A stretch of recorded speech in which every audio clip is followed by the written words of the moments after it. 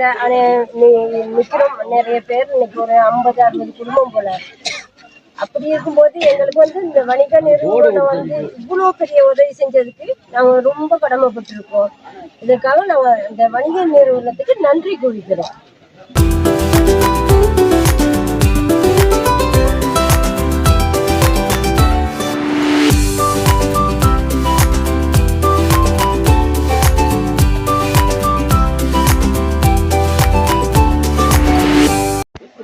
Tesco டப்படியூஷன்லேருந்து நாங்கள் பேசுகிறோம். மண் சரிவு வெள்ளத்தால் பாதிக்கப்பட்டு 4 நாளாக இந்த பாடசாலையில் தான் நாங்கள் தங்கியிருக்கோம். இன்றைய தினம் எங்களுக்கு நிவாரண உதவியை வழங்கிய வன்னிஹோப் நிறுவனத்துக்கு மிக்க நன்றியை தெரிவித்துக் கொள்கிறோம். இலங்கையில் ஏற்பட்ட அசாதாரணமான காலநிலை, அது போன்று தொடர்ச்சியான மழை, மண் சரிவு